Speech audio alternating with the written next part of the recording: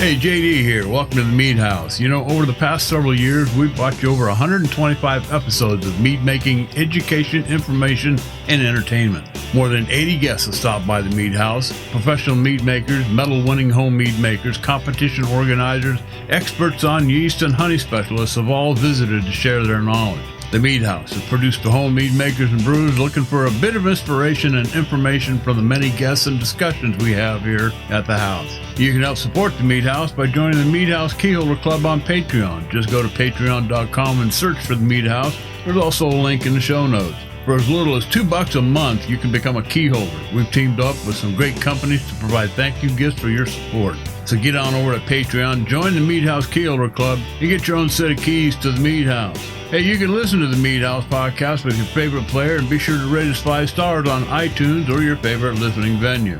The Mead House. Mead making entertainment you just don't want to miss.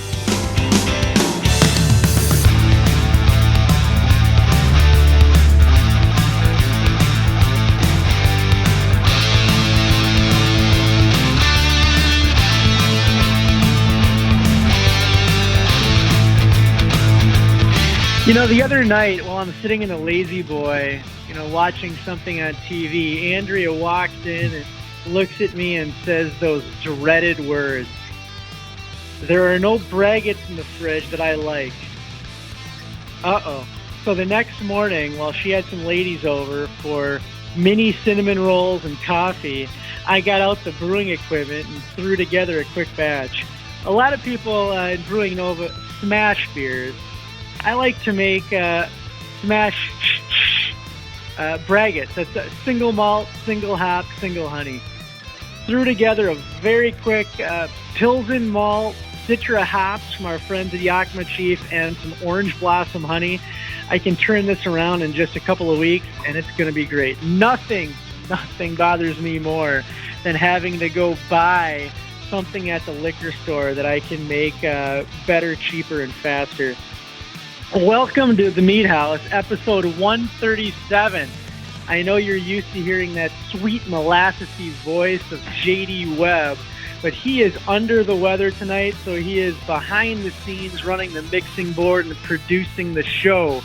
I know that Hot Toddies has proven to be just about as effective as anything over the counter. So J.D., get an oversized mug, put a couple of shots of brandy in it, a scoop of honey, a cinnamon stick, and a chunk of lemon. Hopefully we'll get you right as rain for Valkyrie's Horn. In the house tonight is Jeff Schaus, my co-host as always. Big thanks to everyone who makes the Mead House possible. All of our key holders, make sure you visit the Key Holder Club and get your own set of keys to the Mead House. We've got some amazing gifts coming out. We are a little behind. I apologize to everybody, but some amazing Amaretti gift cards coming your way. Join us on Patreon. Click that link below. What are we drinking tonight? I'm gonna start this one off, I think. And then I'll shoot it over to Jeff. Actually, you know what? Let's do it the other way. Jeff, what are you drinking tonight? So, in traditional Mead House fashion, I am double-fisting it tonight. I decided to crack open a braggot that I made a year and a half ago for my wife's birthday. It was a Doppelbock-style braggot, and this one has just been kind of sitting around and biding its time. And as it ages, I am more and more impressed with it. The malt is coming through. There's a little bit of roastiness. It's just really delicious, and it's kind of had some slightly harsh tones to it that I wasn't completely fond of before, but those are evening out really nicely now. And this may not last much longer. I'm actually kind of kicking myself that I didn't try this before, because if I had tried this a few days ago, I might have sent one of these to Valkyrie's Horn. Then in my other glass, I have this is a collaboration brew. This is BAM. This was made by, let me see here. I want to make sure I get this right. This is a collaboration between Texas Mead Works and one of our key holders, Michael Trainer, who was on the show a few weeks back. it's a traditional meat, and it's flavored with cocoa, mild ancho chilies, vanilla, and coffee. And just right on the nose, I get a lot of the cocoa and a little bit of the coffee. And across the palate, there's just the slightest hint of pepper. Like, if no one had told me that there was pepper in this, I doubt I would have given it much thought. But it adds just a little interesting highlight around the sides. That's really interesting, really well done. I'm actually really enjoying the pepper in this one. Of course, there's notes of vanilla and coffee, but cocoa is kind of stealing the show here, just because all those other flavors just pair really nicely with it, or support it, or kind of bring it up there. So really nice brew, and that's what's in my glasses. Ryan, what about you? I'm going to open that bottle. I've got the same bottle. I'm going to open that bottle at Valkyrie's Horn so that other folks can sip it and sample it as well. Because I think that's something I want to do. I don't usually open the show, and a couple of things that I forgot. William Dial is our guest tonight. We'll give him a proper intro in just a moment. In segment 2, we'll talk a little about Valkyrie's Horn, which is only a week away. And then in segment 3, we call them Facebook friends, but we really take questions from anywhere, from Twitter, from Reddit, carrier pigeon, whatever. If you get us a question, we will do our best to answer it. There was a show, I think it was about 5 or so years ago. I think it ended maybe 3, 4, or 5 years ago, called Parks and Recreation. Very funny show. And there was a character on that show called Ron Swanson. And one of his quotes, he said to another character, he said, "Clear alcohols are for rich women on diets." Well, I don't identify as any of those things. I'm not rich, I'm not a woman, and I'm not on a diet. But this gin and tonic in my hand right now is feeling great on a hot day. It got into the mid-80s up here today in Minneapolis. And, I usually drink these in the summer, but this summer didn't have many. And now with this Indian summer, I've kind of gotten back into a little gin and tonic kick. So that is what is in my glass. I do, of course, have it backed up with a braggot, and I will get into that if I need to.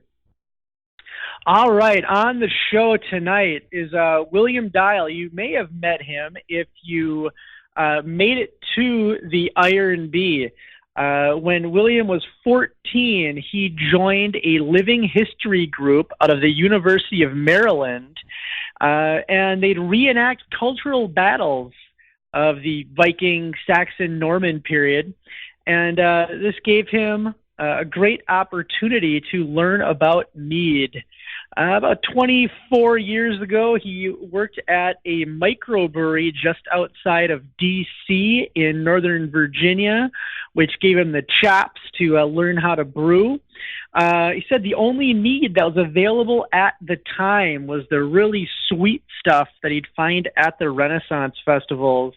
But like so many other of our guests, finding that one page in Charlie Papazian's Joy of Homebrewing, he ventured forth into braggots, historical recreations, all kinds of mead with herbs and fruits and everything else. Also brews some beer.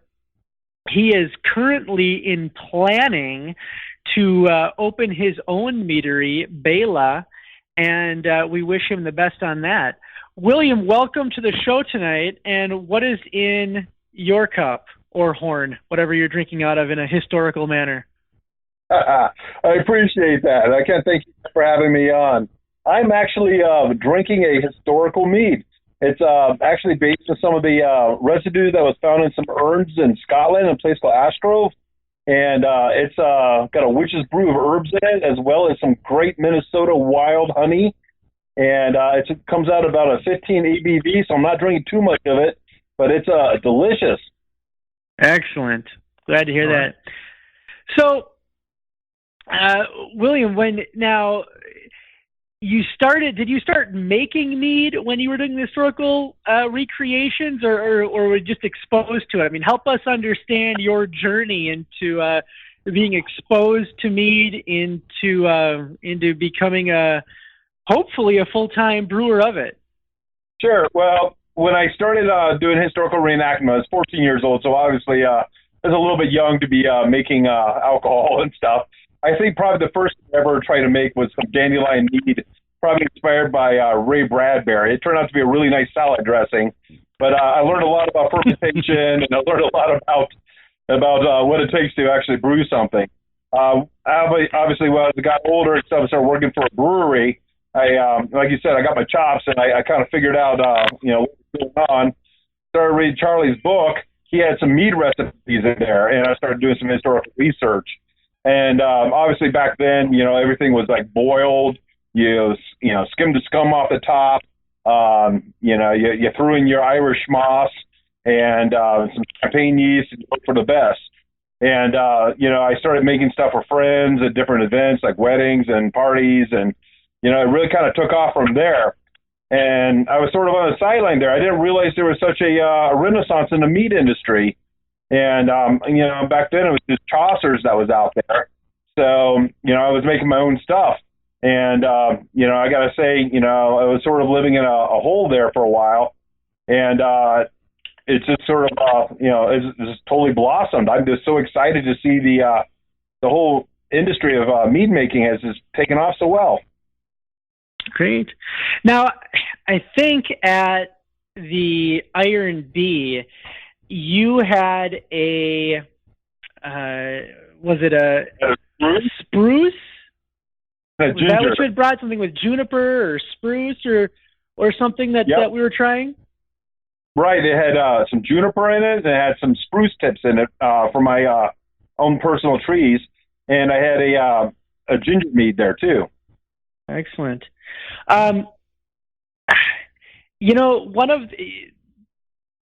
of the ingredients of the MVP mead, was pine, and we kind of expanded that to say, hey, any evergreen tree, but yours was not in that MVP contest. You brought it to share, and I'm glad you did, and it was very pleasant. Could you just kind of walk us through how you approached a little bit, introducing some of that flavor into your final product? Oh, sure. Going back to, if you look at the colonial times as well as the Iroquois nations, they used a lot of spruce and a lot of teas, and the native colonial America actually made spruce beer, and not realizing at the time that, the high levels of vitamin C would help prevent scurvy, but it was something that was available to people. Go back even farther, in Sweden, they make something called tosfrut. And tosfrut means pine junk. And what it is a drink that they were making from pine shoots as well as spruce. And to this day, they make something called muska. And muska is actually a braggot using pine or spruce shoots in it. So using these adjuncts goes back, probably thousands of years. And probably at the time, they didn't realize the helpful benefits of adding this to your meads. No, they were probably just kind of looking for anything that tasted good with their brew, right? Yeah, probably, and keep it from spoiling. Absolutely. Because if you look at some of the early wines coming out of the Mediterranean, they're all resinates, and they all had pine pitch or tar or sap mixed in with the wine. And before they understood hops and stuff, it's probably a good way of preserving the product. So your historical meads are something that is a big interest to you, and it seems like a lot of mead making you're going contrary, I would say, in maybe just in verbiage only, but to the modern mead making practices where people are trying to as I said, modernize some of those things from that Charlie Papazian book, from kind of an archaic way of doing things. And you've been attracted to go back into the more of the historical way. Talk to us a little bit about the mead making, the historical mead making that you do? Are you is it historical just with different types of flavors, or are you doing different types of methods? So I would say that one of the bigger, more modern mead making methods would be something like staggered nutrient additions. Are things like that part of your historical mead making? Absolutely. I mean, just because of the economics and stuff, you can't. The cost of honey nowadays is a lot more. So I use Tansa and Yan, particularly when I'm brewing it nowadays. But I do keep to some of the old adjuncts I used to use. To use a bad cliche, those who forget the past are you live in. I am trying to remember the past, and I do look back to a lot of stuff, and I actually look at other things that grow around my property. We have a lot of sumac. I try to use that, incorporate it in there. I love herbs. I try to incorporate that. If you look at the Welsh tradition of making mead, a lot of that stuff, especially method blends, were particularly considered helpful drinks up to the Victorian age. They're almost like medicine. So I think there's a lot of flavors out there that we shouldn't forget. I mean, I still brew melonels, peach, orange, all sorts of different fruits and stuff. But I guess my heart is probably more into the historical herbal kind of mead structures. So where are you sourcing some of these historical meads? Do you have I do. I'm a big old, absolutely. I'm a big old nerd. So what I do is I look at something called Academia ED, I believe it is, and they're science papers that are written by everything from archaeologists to food historians.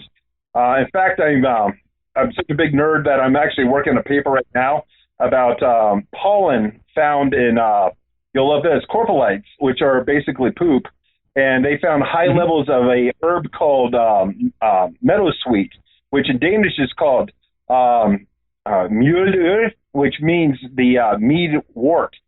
And because of these high levels, which occur in these corpelites, are higher than what you find around you, it's a good idea that these were actually pooped by people who were drinking lots of mead. And they found these in places like Burka, Germany, all over the place. So it's actually a little bit more well spread than people realize. So, I look at these, I read these papers, I kind of regurgitate them back out on my webpage. And, it's very fascinating stuff. Very nice.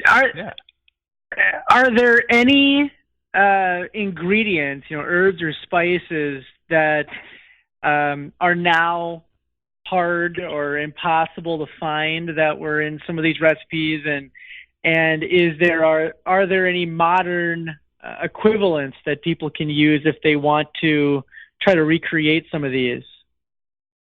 Absolutely. This is an easy target here. You guys are probably familiar with something called absinthe, and it was something called wormwood. Wormwood contains a substance called thuline, and thuline is something that's regulated by the FDA. They don't like you putting a lot of it in products. The funny thing is, sage that you use as a culinary herb is related to this plant and actually contains the same substance and will give you a similar flavor, but it's FDA approved. So you can find replacements. Things like meadowsweet, like I said, it was just known as the mead herb, actually contains salicylic acid, which is actually aspirin. It's where aspirin was synthesized from. And the FDA doesn't want you to put that in mead because it causes Rye syndrome in 12-year-olds, which I don't understand why a 12-year-old would be drinking mead, but they don't want you putting it in mead, so you can't use that nowadays. So there, you try to find substitutes, and that's something I actively look for. Try to find things that meet within the standards that can come back and still carry on those wonderful flavors to the mead.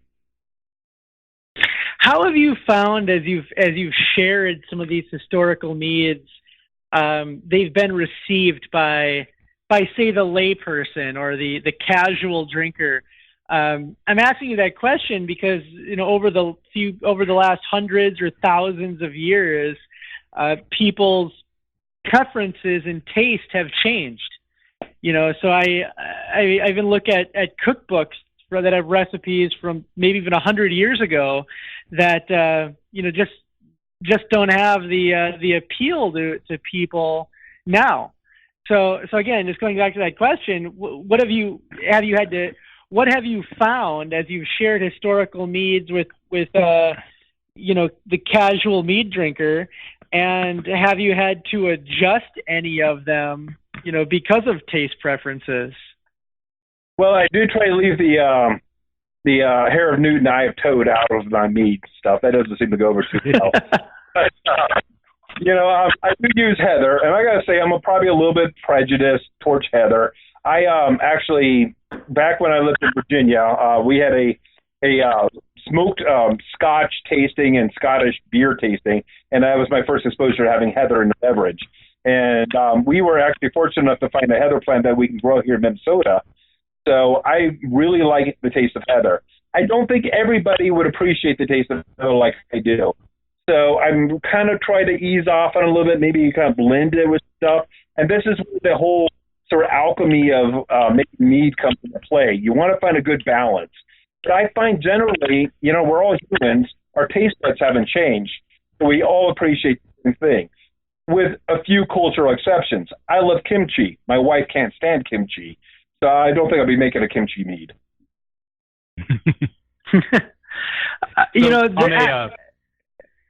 Go ahead, Jeff. I was going to ask on a kind of a tangent there. Have you had or experienced any ingredients that you would say just don't do it for you as far as the flavor or what they bring to the mead? Are there any ingredients that you found that are probably just better relegated to the pages of history? No, well, my background actually, I was what they call a sous chef. I was actually a chef for a restaurant. So I'm not, and I grew up in a military family, so I've had the privilege traveling around a lot. I have a pretty open mind when it comes to food. Flavor-wise, this is sort of a side note here. I have a friend who's he's got a house down in the Yucatan Peninsula, and I'm working with him to help him recreate something called picha, which was a Mayan mead down there. So I really, my biggest, I think when I have a really cloy mead, it's a little bit much for me, and it doesn't really have anything to do with the adjuncts. It has more to do with the overpowering sweetness of the mead. And I really am pretty much open to everything. I'm trying to think, I'm not really big into IPAs, so maybe something that was really, really bitter wouldn't be appealing. But I think if you balanced it out, it might be okay. As far as beers go, I'm imperial stout drinker, Scotch ale drinker. I tend to like the malty stuff like the Martins, Oktoberfest beers. I'm not really big into the IPA stuff. I do appreciate a good hop, and I use Centennials when I brew because of the citrus flavor, but I'm not really into the bitter stuff. All right, that's fair. Yeah, you were talking about heather. At the Iron Bee, there was a bag, one of our donations. It was a bag of 1 pound of, what are they called, heather tips, I think, that had been donated. I'm not sure who got those, but hopefully, like you, it was somebody that really enjoys that flavor, making some heather. I wish my wife was very lucky at Iron Bee, and we walked away with a lot of stuff, but we didn't get the heather tips, unfortunately.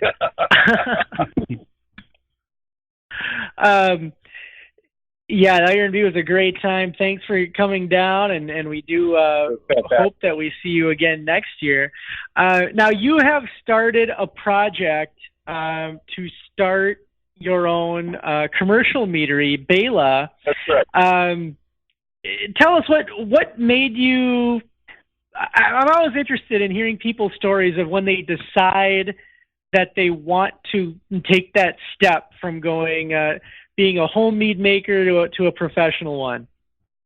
Well, my epiphany, it's kind of funny. Right now I'm working as a custodian for a school district, and my background actually is in business management. And when we moved here from Washington, D.C., we moved around, ironically, around 9/11. We decided that D.C. was probably not a great place to raise two girls. So we moved up here to Minnesota because we wanted something that was a little bit more Sylvanian. So it's hard to find jobs in the East Central Minnesota. So I'm doing this, and I'm thinking, well, I got this great skill set. I know how to do this, know how to run a business. I've worked in restaurants, I've run restaurants, and I was like, wow, why don't I do something that I really enjoy? Because I was doing it anyway. And then, like I said, when I started looking into it, I saw that there's a whole renaissance in the mead making industry, in the craft brew industry. I was like, wow, this sounds like something I could do and be happy doing. And, it just take off. And part of our platform of our business is we want to start doing pollinator gardens, places that are friendly for here. We have a lot of monoculture up here. It's all soybean and ethanol corn. So we want to do something that's going to help the pollinators too, and maybe do some outreach. So I thought this sounded like a wonderful idea. I thought that, this is something I got, some acreage here. I said, well, we could convert all this into a pollinator garden. I got some old cider apple trees all over the property. So I was like, wow, this seems like something that's just like telling me that I should be pursuing this. So, I had that epiphany, and I was like, wow, let's do it. And luckily my two partners, my sister Stephanie and Robin, my wife, were totally on board with it. They knew my passion, and they're all supporting me, and we're trying to make it happen. That's great. Where are you at in the stage, in the process? Well, right now what we're trying to do is secure money, because something we've discovered is you got to have money to make money. I've looked at the SBA, Small Business Association and stuff, to get loans. We've been talking to some of them. We actually got a Indiegogo site going on right now, trying to get enough seed money just to finish up our licensing. We already got our TTB license permit. That wasn't too hard to do. And, I got the facility on property, so we're going to convert that into a production facility. We're part of the St. Croix Wine Crawl. We actually have a couple wineries not too far from us, so we're hoping to capitalize on all of this. And, it's totally doable, and we're excited. And I got to give a shout-out to White Bear Meadery, too. Josh Ecton, he's a wonderful guy, and, he's doing great things. And, he's the forefront of this here in Minnesota. Excellent. Well, yeah, William, thank you very much for joining us tonight. We wish you the best. If you're interested in learning more, it's BeylaMeadery.com. Beyla, Beyla, Beyla Meadery.com. And you can get you can see what they're up to if you'd like to learn more or support them. William, are you going to be at Valkyrie's Horn next week? You better believe it. Well, if you are going to be at Valkyrie's Horn, make sure you find William. He's he can be a little hard. He can be hard to miss. He's as I recall, a pretty distinctive gentleman, and so he'll be around. Make sure you grab a cup, 'cause he'll probably have some bottles with him, and I look forward to seeing you at the events. I can't thank you guys enough. Ha de bra, have it good. All right, thank you. Thank you, William Dial. Beyla Meadery, historical. I kind of like it. I like how he was saying, historical in flavor or recipe, but modern in technique. That was kind of the takeaway I got from that. What do you think, Jeff? Agreed. Yeah, I like the idea of taking modern methods that we know work and kind of ensure a good batch, and pulling some of those the things that worked historically, ingredients and the inspiration from those older sources. I think it's fantastic. It's one of those things that I've been kind of meaning to play with and never quite getting to in my long list of stuff to brew. So I'm glad to see other people are doing it, and I'm curious to see what William will bring to the Valkyrie's Horn next week.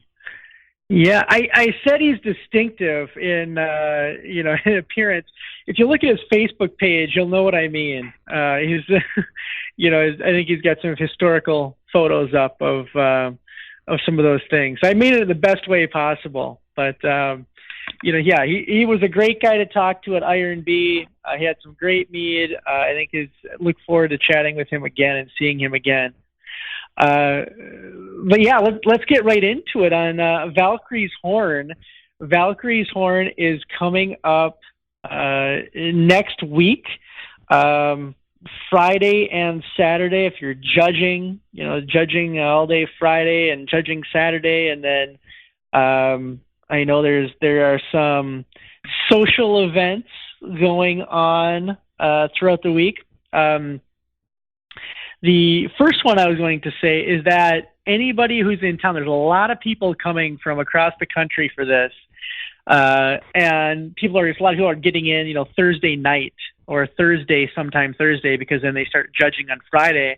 And William mentioned Josh Ecton at White Bear Meadery. Josh was on the show right before he opened White Bear Meadery. I think if you go back and find the episode, we were asking him when he thought he was going to open, and he said, you didn't have an exact day, but he kind of knew about what week or so it was going to be. Well, he is open. I think things are going fantastic there. Thursday night, I think Al Boyce, who is on the Valkyrie's Horn board, is organizing with Josh a little party at White Bear Meadery. So White Bear Meadery is the Twin Cities first mead tap room that you call it, and it's right outside of St. Paul, Minnesota, into White Bear Lake, Minnesota. Hence the name White Bear Meadery, and that'll be great. I think Josh will probably have some great meads available, and a great way to kick off the weekend. Like I said, judging all day on Friday, and then Friday night, I think there are some different events, and Saturday, judging on Saturday again with the award ceremony. Saturday evening at Summit Brewery in St. Paul, and then and again, I think that's going to follow up with another social engagement after the award ceremony, and people are allowed to bring in home mead. So you can't bring anything commercial. You can bring all the home stuff you want and share that. Of course, the Mead House crew, we've been talking about this, the Mead House crew will be there. We will be live in person with stickers of our faces. I'm kidding. We don't have that. It'd be cool if we did. We will be there again, of course. We look forward to seeing everybody. We love talking to you guys and seeing everyone. Hopefully see everybody again who is at the Iron B. He'll be coming down. Aaron Martin was talking about coming up for this. And I think he had that hot pepper garden, and he was going to make some hot pepper mead. And when I was down at his place, in the spring, he even showed me all the hot peppers he had. Some were already in the freezer, and because the special category at Valkyrie's Horn are this hot pepper mead, and I don't know. I haven't heard from him in a while. Jeff, have you talked to Aaron? Is he going to be there? No, I don't know if he's going to be there. If he entered a meet, I don't even know. I don't know. I haven't spoken to him since he was on the show either. Yeah, I do sincerely hope if he doesn't make it up, he's at least going to enter something in that hot pepper special category, which I'm really interested to see how that goes out too. I mean, that's a very interesting kind of mead, and I'm interested to see what happens with judging, just because I think generally hot pepper meads don't get judged together as a single group. They kind of get lumped into other categories, and they don't always fare well. Oh yeah, when you enter a mead, one of the things that you have to designate is the sweetness level. So you have to say, is it sweet? Is it semi-sweet? Or is it dry? With these pepper meads, I almost think there should be a scale of how many chilies is your mead. It's like on a menu. Is it 1 chili? Is it 3 chilies? Is it 5 chilies? Ryan, that comment lets me know that you did not enter a hot mead in this competition, because I can tell you they do require you to specify the heat level on the entry form. They ask, hot, medium, medium low. They do ask you to define that just for the judges scaling the entries in there. Because I can tell you as a judge, if I have hot pepper on my little judge flight list, that's going at the very end, because that hot pepper will blow out your palate. And I think they're planning to do something similar here, where they want to do the lowest heat first, so that they can get everything out of that, and then get to the just scorch your mouth hot pepper meads. Well, whoever thought of that, great minds think alike, because that's what I was thinking too. So there we go. I'll tell you, I did not enter the competition. I discerned entering and decided against it, simply because I wanted to judge, and I wanted to probably judge some of the categories that I'd enter. So I didn't do it. And I look forward to judging. Jeff, I know you're judging. Yes. I know judging assignments haven't been given yet, but I think they will be given out in the next few days. Probably, maybe even by the time this airs, people might have their judging assignments. But there are so many amazing judges in this competition. I mean, too many to list, but I'm talking like BJCP Grandmasters, to National Mead Makers of the Year, to professional mead makers. This is the collection of people that are judging this contest. Anybody that enters is going to get phenomenal, top-notch feedback. And then whatever I write. I'm kidding. I'm kidding. I try to do my best to be thorough and complete as well, as I think all judges should. It's coming up in a week. It is, or I'm saying a week. It's really like a week and a half, 10 days, I guess, as of us recording this. But if you can get to St. Paul, Minnesota, get there. This is going to be one of the premier mead events of the year.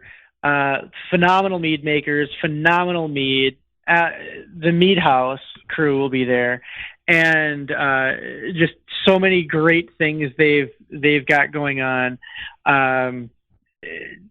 Definitely think that you're going to want to be here. And I'm really happy to say that when you go down the list of categories, this is something that I really wanted to make sure. When you go down the list of categories from the BJCP and you look at competitions, they'll say, dry mead, semi-sweet mead, sweet mead, traditionals, and berry mead, stone fruit mead, braggot, historical, metheglin, et cetera, et cetera. And I've said this before. A lot of times things get grouped together. I told you that one of my pain points was when braggots and historicals get grouped together, because, there's no reason that a Doppelbock braggot should be in a flight with a Polish mead. But you know what I've seen a lot of too is semi-sweets are probably the most popular traditional that get entered. And so what happens? Dry and sweet get then grouped together.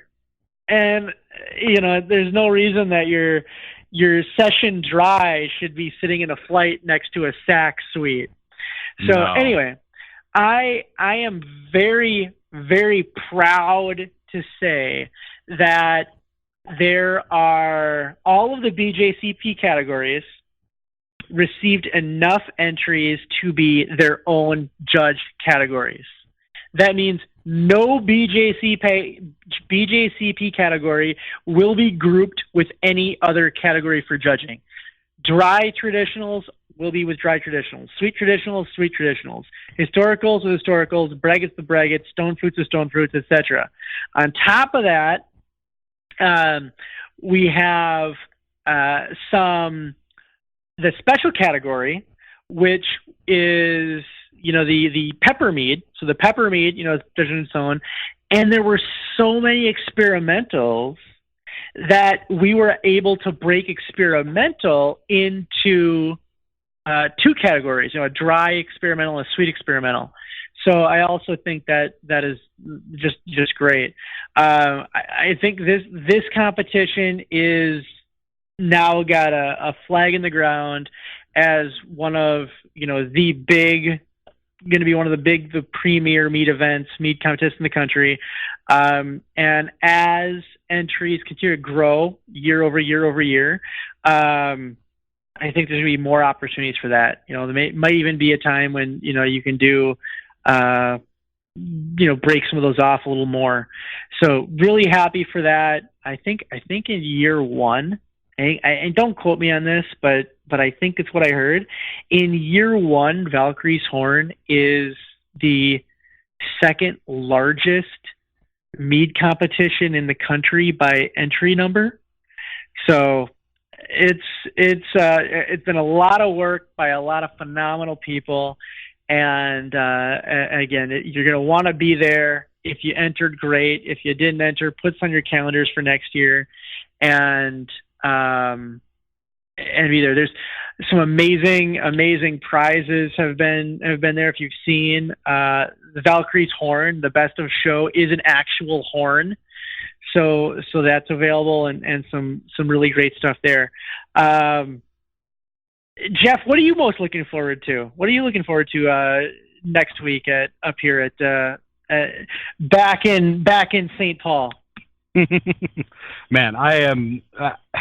I would love to say that I'm really looking forward to seeing how my meads do. I sent in a few token meads to see how they did.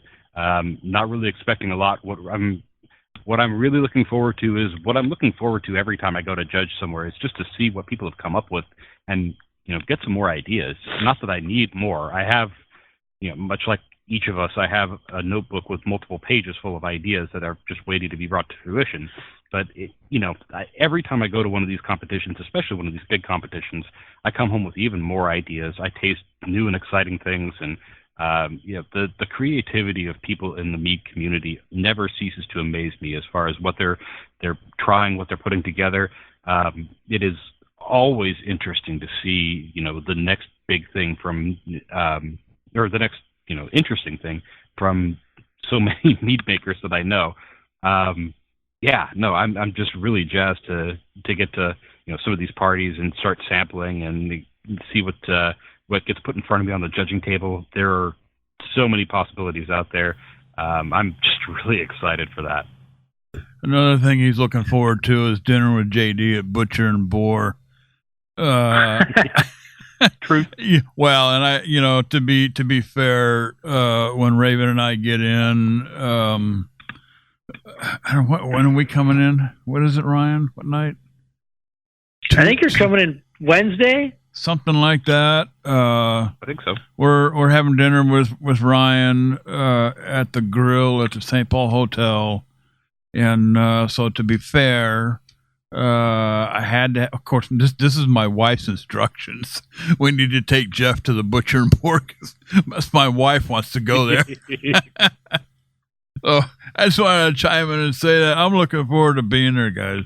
This is another opportunity. The Mead House crew is going to be there at Valkyrie's Horn. It's not often that we are able to get together as a group.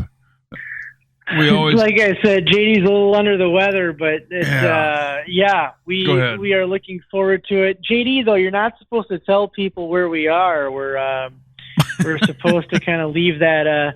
We don't want those mead fanatics, flocking our table and offering to provide us samples and fancy bottles that they bought from commercial meads far away. We don't want any of that, so we shouldn't tell people that you've reserved table 15 in at the 7:30 reservation at the grill there.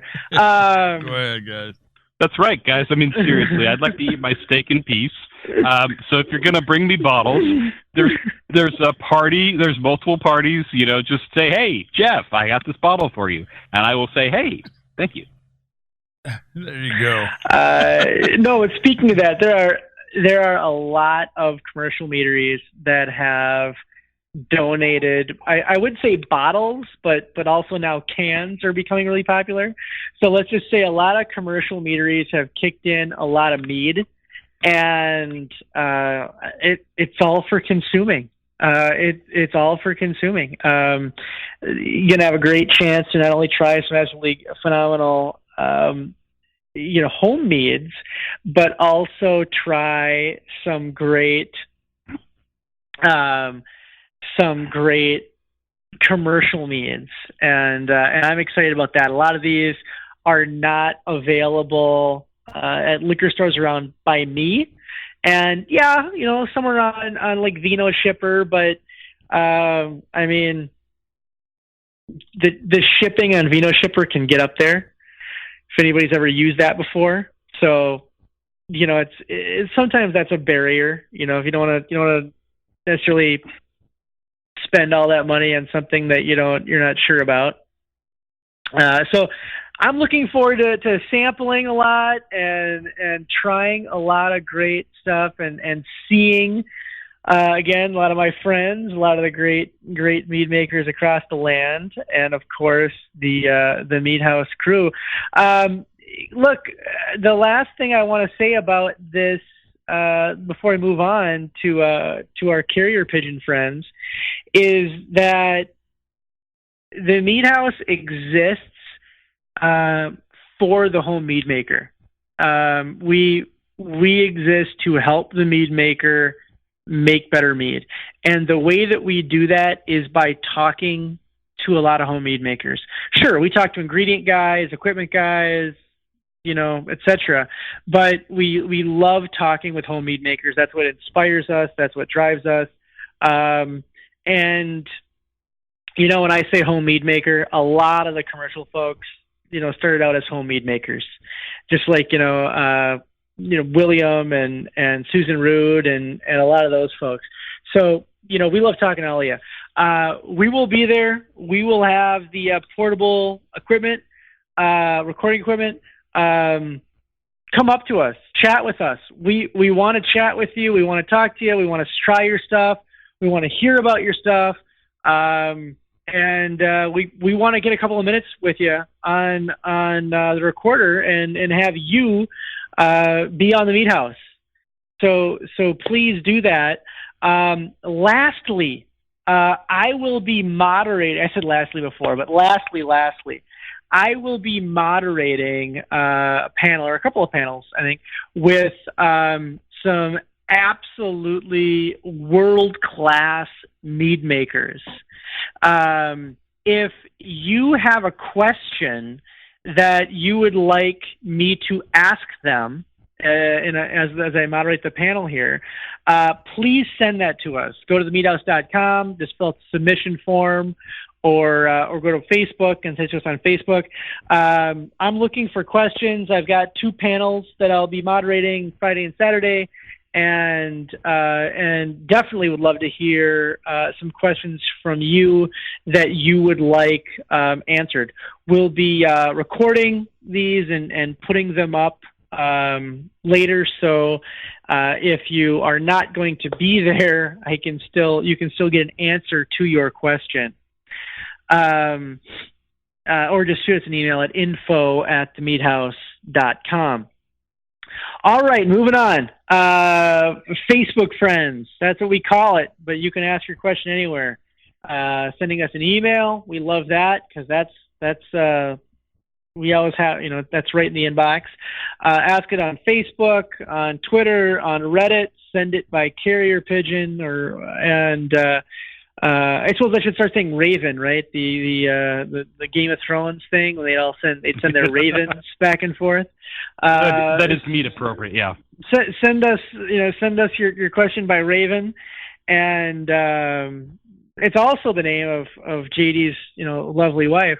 But don't send her your questions, because she probably can't answer them. So send it by Raven, not to Raven, and we will do our best to answer them. I'll kick this one off. I'll kick it off, and I'll give Jeff a chance to pull up his. I've got a handful here, and I'm going to skip the first one because it would have been, well, maybe I'll come back to it, but it was kind of a JD question. This is from Steven. I'm looking to dabble with some of the Kveik yeast strains that you guys talk about, but I'm having a hard time understanding which types of braggots it would work well in. I don't particularly care for IPAs, but the wife likes a lot of Belgians, Irish Reds, Hefeweizens, stouts, porters, and simple pale ales. He's talking about the beer styles there. It seems it might work well in a double, and I've heard good reports on the stout and the pale ale side.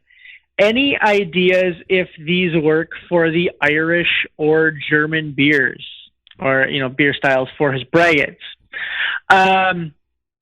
Stephen, I'll kick this one off, and then I'll get Jeff's semi-expert opinion. And I personally have not used the Kveik in an Irish-inspired braggot or a German-inspired braggot. With the Irish ales, I believe that an Irish ale yeast, and this is where Jeff's opinion could correct me if I'm wrong, but I think that the Irish ale yeasts help accentuate some maltiness. And then the German yeast, depending on if you're using Hef yeast, a lot of times those bring the classic characteristics of banana and clove. I don't know what the maltiness that a Kveik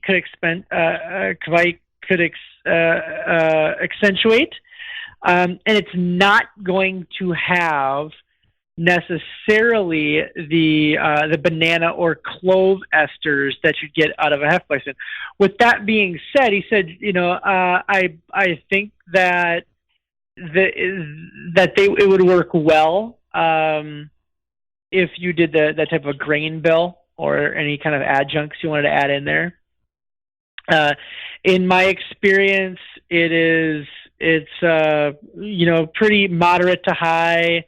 Moderate to high attenuation, usually medium to low flocculation, and pretty averaged for a high gravity alcohol tolerance.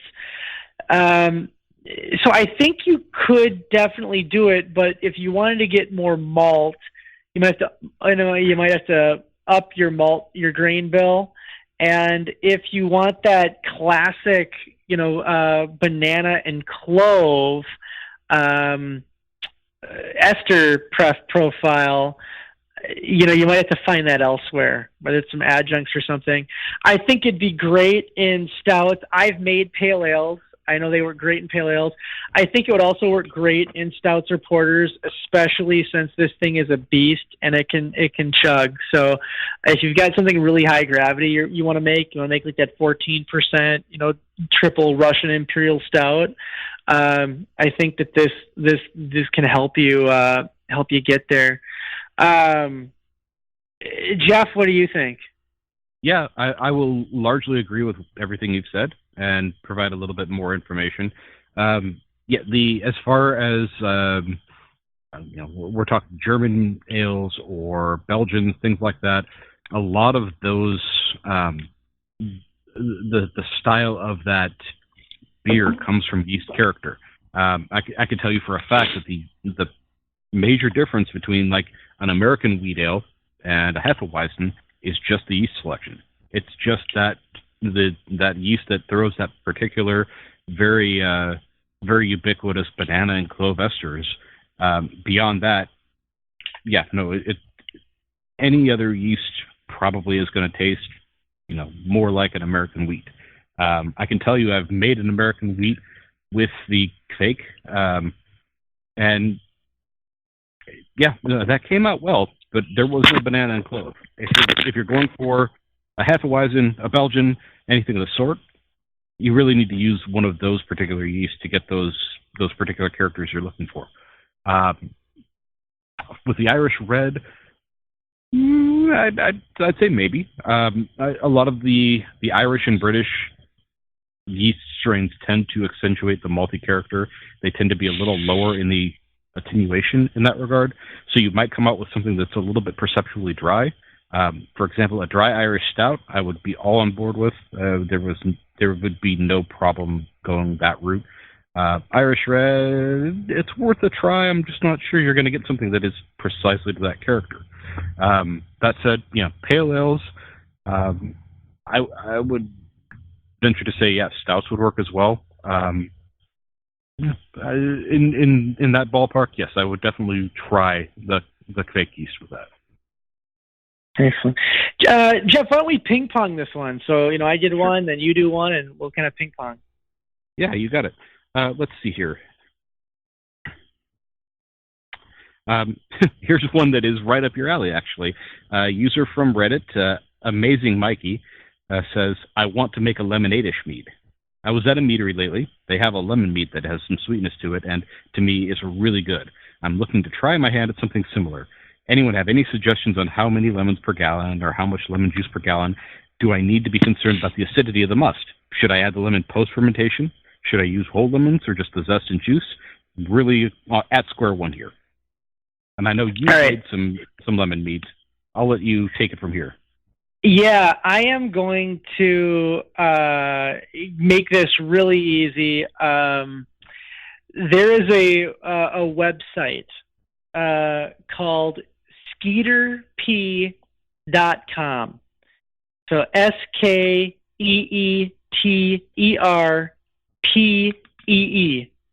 Skeeter P. Skeeter, is just short for mosquito, or slang for mosquito, and then just P. And when you drink a lot of meat, you gotta go somewhere. So Skeeter P. This guy is a Minnesota guy. I've never met him in person. He's kind of a reclusive. Just click on the Skeeter P recipe and replace the sugar with honey. That's all you gotta do. Replace the sugar with honey, and you will get a very good lemon mead. And then from there, you can start tweaking. Once you make it like that, and then you can start tweaking it. The reason I'm directing you to this guy's website is he's got step-by-step. He's got the list of ingredients. He's got some other information there, and that just might be the easiest to look at. But I'll quickly answer the question. I use lemon juice. I've used some different brands of lemon juice. I don't think that I've experienced, as long as it's real lemon juice, it works fine. I've used it from Costco. I've used it from the regular supermarket, and it works fine. I have added it pre-fermentation. So I've mixed it up into the must and then done it, and I have not had an issue with it getting going. But again, just check out that website and that is a great first lemon mead to make.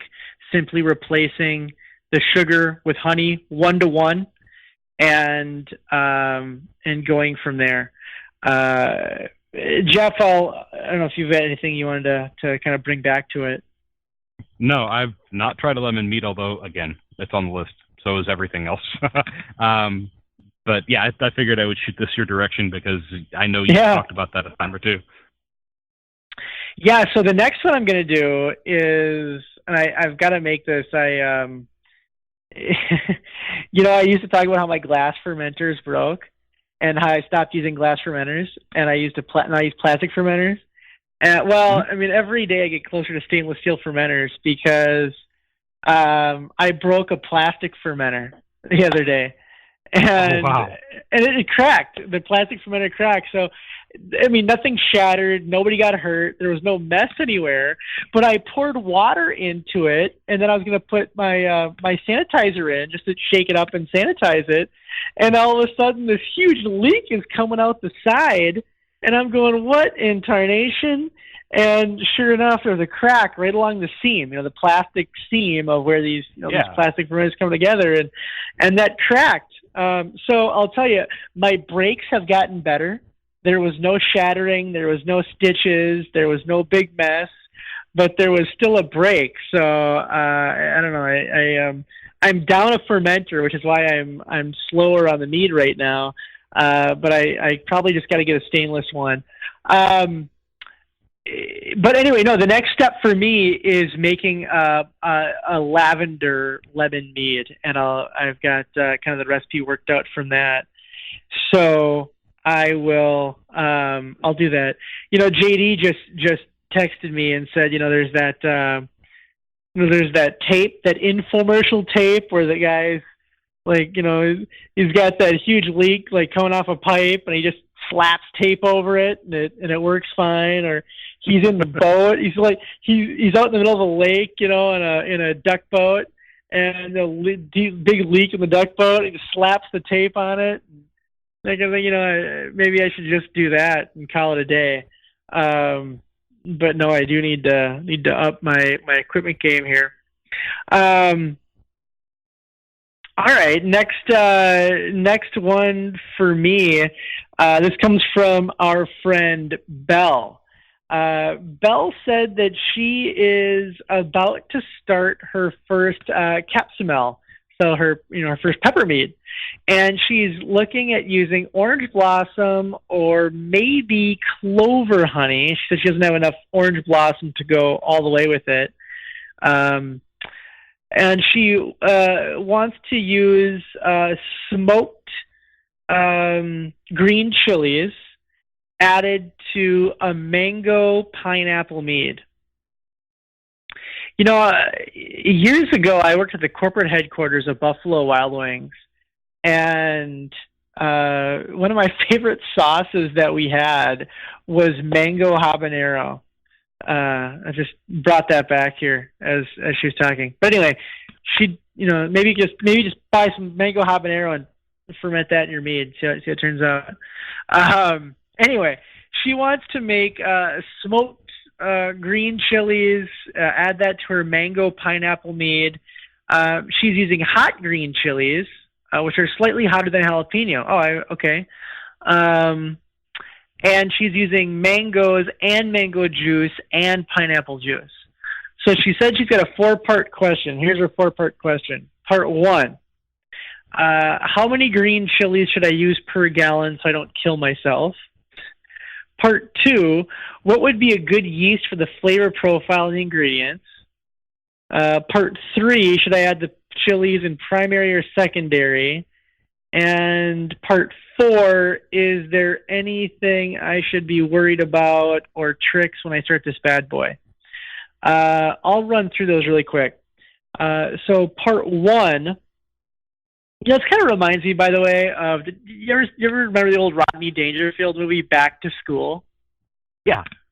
So Rodney Dangerfield, he's back to school. He gets busted for cheating in college, and all his professors line him up and give him an oral exam. He's got to take an oral exam to prove that he actually, knows what he learned. And it reminds me of the professor who's out to get him. The guy that's kind of the antagonist in the film, said, Rodney, or whatever his character's name was, Thornton. His name was Thornton Mellon. Anyway, he says, I only have one question for you in 26 parts. And then there's a scene, then they do like little laps, and Rodney Dangerfield is, to the answer to question 1, part 3, subsection 4, is 6. Anyway, how many green chilies should I use per gallon if I'm going to kill myself? You're going to have to put them in and taste. You are the only person that can tell how many green chilies are going to be good for you. So just get in there and taste. I mean, put them in, taste it every couple hours, or, put more in, taste it every, couple hours. You're going to have to figure that out. There's no magic number that's going to, work in any recipe for everybody, because the blueberry I like, might be, much lighter than the blueberry you like. So I might use, 4 ounces. I might use 8 ounces of blueberries per gallon in my blueberry Mel, and you might use 8 pounds. I mean, that'd be a little ridiculous, but you might use 2 pounds of blueberries per gallon. So, it just depends there. What would be a good yeast for the flavor profile? So, flavor profile, you want to bring out smoke, heat, sweetness, maybe a little acidity. I have not made a mead like this. It's conjecture on my part, but I'm thinking something with a pretty clean flavor profile. I mean, a lot of people like to naysay champagne yeast. A lot of people do, yet there are a lot of really good mead makers that use champagne yeast. I think of blanking on her last name right now, but Mary, who was on our show from Speed Brewing. Remember, she wrote that book, Speed. Mary Izette, thank you, from Speed Brewing. She owns actually a brewery. I think she co-owns a brewery in Brooklyn, New York. And she makes a lot of mead. I don't think it's a brewery, but I think she still makes a lot of mead and wrote a great book on mead making, in which she pretty much exclusively used champagne yeast. So champagne yeast, does give you a really neutral profile. Depending on how strong you want to go, you could use like a really clean ale yeast, like California ale or something. But let's say you want to go more, wine yeast. I don't know. What do you think on a yeast selection? How would you take that one, Jeff? I am inclined to agree with you that I would go more clean than not. Immediately springing to mind, I would say K1V, which again, champagne yeast. It's a workhorse. It's a very clean ferment. It's very forgiving, and I like it a lot. USO5, which is it's Chico ale strain. Also, again, a workhorse. Also, again, very clean fermenter. Off the top of my head, as far as wine yeast, I'm kind of drawing a blank as far as the wine yeast that don't throw much in terms of other flavors. What about going the other way and going back to our first question and using a Kveik yeast and just managing the temperature? Because when you manage the temperature on one of those, it stays ultra clean. That is true. If you kept it in the less than 80, high 60s, high 60s, mid 70s, in that range, that ambient temperature for your house, you've probably got very little. The yeast is contributing to it, so that could definitely work. Should I add the chilies in primary or secondary? Again, for me, that's a preference question. Just like somebody making a strawberry mead. Do I add my strawberries in primary or secondary? It depends what flavor you want. You're going to get a different profile. You can add them in both if you want. You can add them in primary. You can add them in secondary. I will tell you that where I pretty much go is I do about 80% of the time when I'm adding. Let me take that back. Let me go this way. Well, sure. 80% of the time when I'm adding my fruits, and I'm considering here a pepper a fruit, or, because I don't do a lot of vegetables, but, I'm doing it in secondary. I like the brighter flavor I get from it, the more identifiable flavor I want. So I do it there. The other thing I've done a lot of is that like high Kreuzen addition. So, like when your fermentation is at its most vigorous and it comes off of that just a little bit, that is also a lot of times when I add. I recently did my orange mead. I added some orange puree at that high, and Kreuzen typically means beer, but I added it at that high fermentation point, or just right after that, and I was really pleased with the flavor that I got. So a lot of different times to do it on the beer side. A lot of people are adding hops now during fermentation. They really like the biotransformations that happen. So I think it's again pure preference, but I can tell you that I like the brighter, more identifiable flavors that come from the secondary addition. But that's just like asking a waiter at a restaurant, what do you like? I mean, you don't know the waiter. You don't know what he likes. You don't know anything about the guy. Why would you ask him his opinion, what he likes? It's what you like. You might as well ask anybody off the street what they like. Yeah. He's probably tried it, but I like the $36 veal because that means you'll have a higher ticket and I'll get a bigger tip. Exactly. So let me throw out my answer to those last two here. As far as my thoughts for when you should add those peppers, I would say secondary. Yes, I think you get a brighter, truer flavor when you add in secondary, but I think you should add them in secondary because you asked question one, how many do I add to not blow out, just set myself on fire, essentially.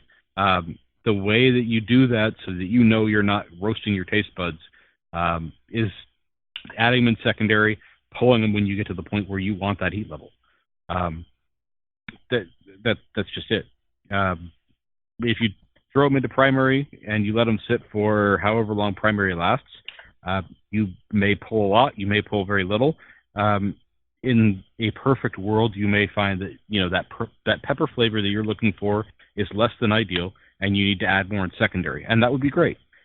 In a not so perfect world, you may find that you have roasted yourself sideways with the amount of pepper you put in primary, and your only recourse to save this batch is to make another batch to blend in with it. It's far easier just to add those in secondary, taste it every day or so, and say, okay, this is the level of heat I want. Time to pull the peppers. That said, if you're also using whole fresh peppers, it's a good idea not to let those sit in secondary for more than about a week, because then you do risk the possibility of those vegetal weird flavors coming from the addition.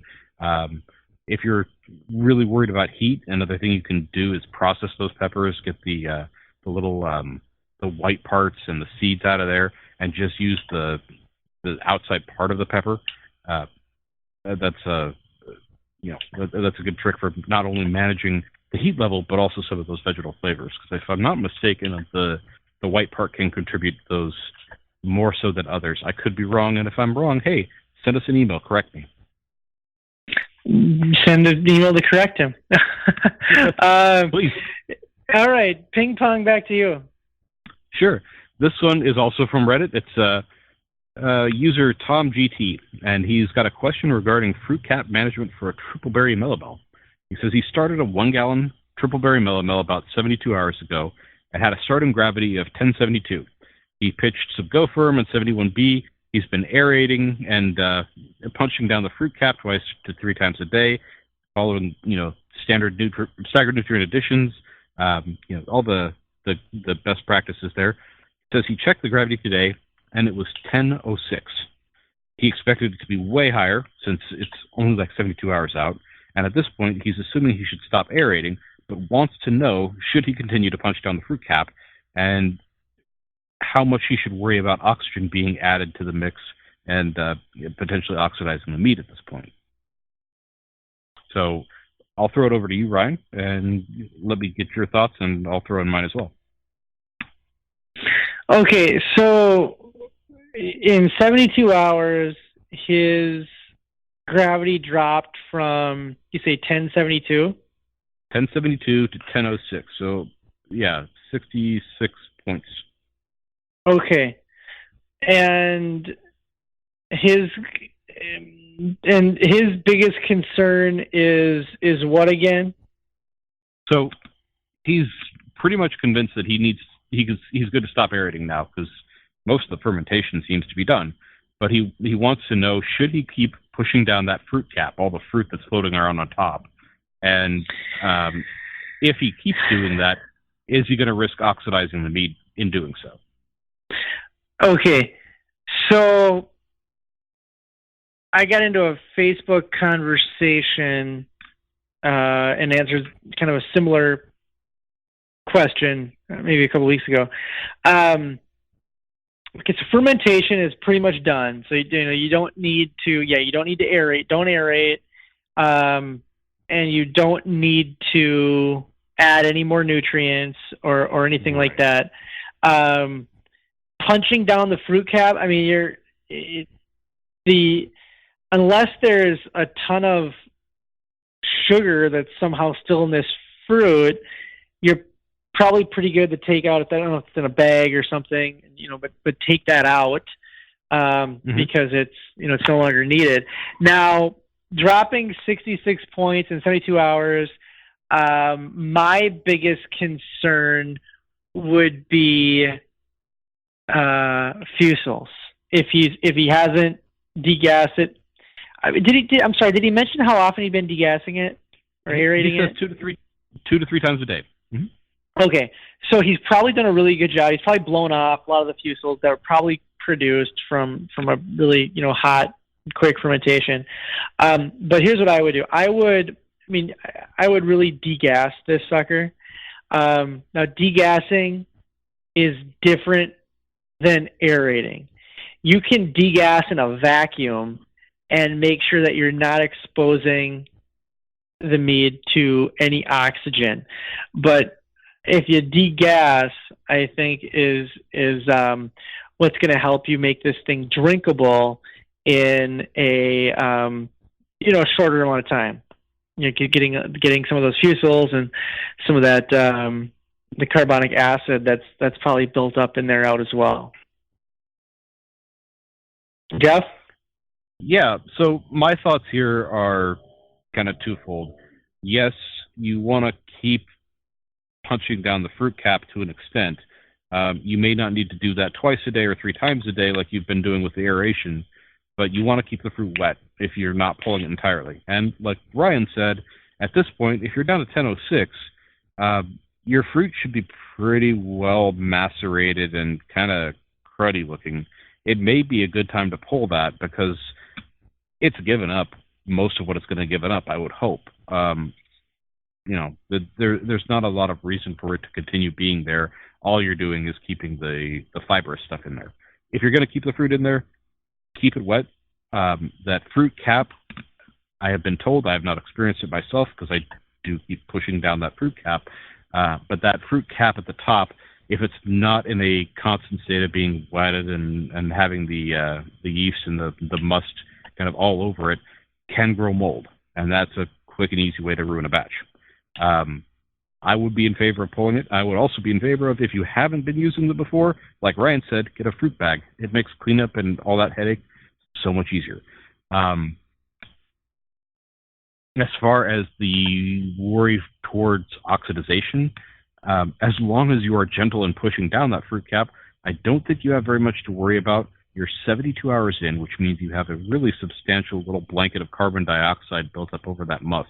As long as you're not disturbing that, you take your paddle or your spoon really gently and just push down that fruit cap into the water enough to get everything nice and wet. You're not going to get rid of that fruit cap unless you're being really careless. You're not going to be getting rid of that blanket of carbon dioxide unless you're being really careless. So I don't think he has much to worry about in that front. Yeah. All right. I think let's do one more here. Yeah. This is from our friend Mary. I love hearing from all of our ladies that make meads. It's great to see a lot of men and women pick up the hobby and enjoy it. So love getting these questions. Again, from Mary. Hi there. I've been a casual mead brewer for the last few years, and I still feel like a noob, as I always seem to find something to troubleshoot or experiments to hone for maybe a forever recipe. Anyways, my question today is how to remedy a weak mead.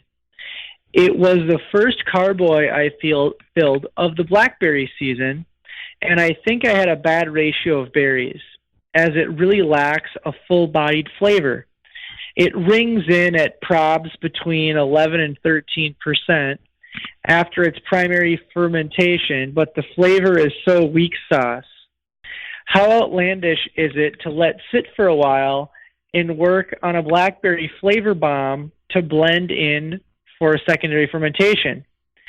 Anyone have tips, experience, ideas, pitfalls of trying to doctor up something that tastes like liquid disappointment? I'm always open to other ideas of using this weak sauce for other things. Would it possibly be somehow to coax into a vinegar to make a blackberry reduction out of? Any DIY ways to cultivate a ton of fizz in it so it could be more like a blackberry seltzer to make it more palatable? Okay, so I read that verbatim and tried to do my best to honor the tone and tenor that Mary intended there. A few questions. Okay, so Mary made blackberry mel. It's kind of weak, flavor, that kind of thing. She brings out a couple of alternatives, and I just want to go through those alternatives. Number one, keeping it to blend with a big bomb, a big blackberry bomb. I love blending. I've talked a lot about blending. Blending is great. So yes, you can make something super strong, like super flavorful, and blend it. And that is perfectly acceptable to do. I just remember, try to do it in ratios. So, don't just saying, oh, I got a 5-gallon carboy over here, something weak, and a 5-gallon carboy, something ultra strong, and I'll just mix them together, without change. So, measure your recipes, take a few ounces, and play around with the actual ratio you want. But blending, yes. Okay, then the next thing. Any experience in tips, ideas of trying to doctor it up? Well, you can always do more post-fermentation.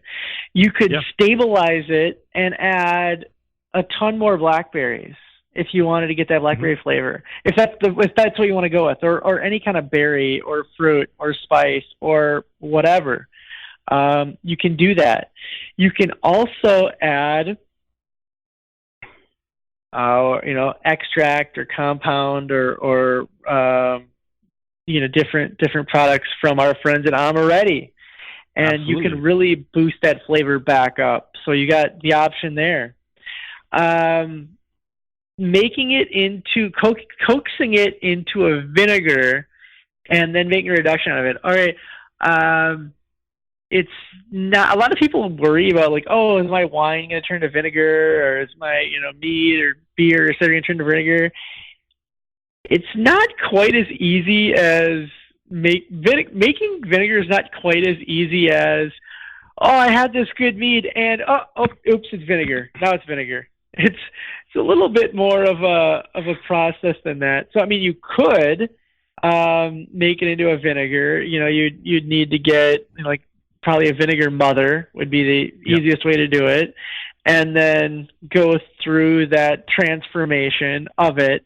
But here's the thing, Mary.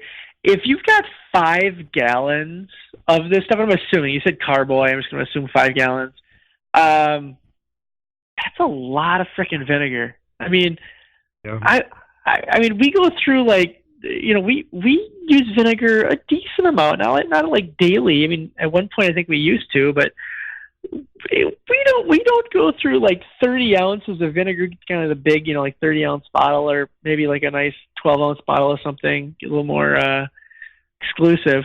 But that lasts a long time. And so, I mean, I guess distilled white vinegar is the stuff I go through the most, but that's just because I clean with it. Right. But anyway, if you're doing a nice, blackberry vinegar here, so you got to make the vinegar, you're not going to want 5 gallons of it. And if you reduce it, I don't think it reduces quite as much as, say, like a maple syrup. I mean, I could be wrong, correct me if I'm wrong, but I don't think you start out with like 5 gallons of it and then your reduction ends up being like a pint. I mean, I think you're still going to end up with a sizable amount. So, right. I'm going to just say let's put that in the last resort category. Right. I have 2 thoughts on that. Actually, I think one, if it's a disappointing mead, you're not happy with the flavor of the mead. I'm not sure you're going to be happy with the flavor of the vinegar. For 2, a lot of the vinegar character comes from that acetic acid, and if you're going to concentrate the vinegar, you're also concentrating the acid, unless, and I could be very much mistaken, again, correct me if I'm wrong, reducing that is going to keep the same amount of acidity in there. You're just going to increase the amount of acid in solution, so to speak, just because you're reducing the amount of liquid or water that it's living in. I'm inclined to put that one in last place. So then the last thing she said is, are there any DIY ways to cultivate a ton of fizz so I could make a blackberry seltzer out of this? Sure, no problem. There's 2 easy ways to do that. Number 1, put it in a keg and force carbonate it.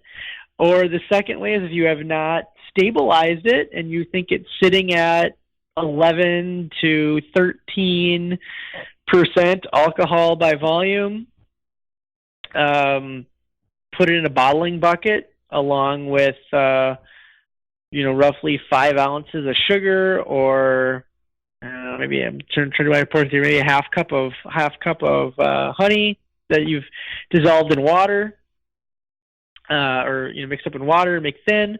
Rack your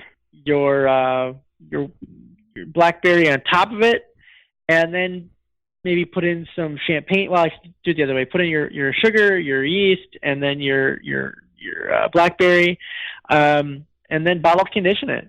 Put it in a bottle and cap it and let it sit for about 2 weeks at room temp, and you will have bottle conditioned it. So yeah, there's 2 very easy ways to carbonate that up, and yeah, I mean, a lot of the stuff doesn't have the fruit bomb flavor that's carbonated. A lot of the stuff that I carbonate is more on the lighter end of the flavor spectrum. So, I mean, Mary, I think you've got a blank palette, or a palette on which to really let your creativity shine. I think you've got some great options here.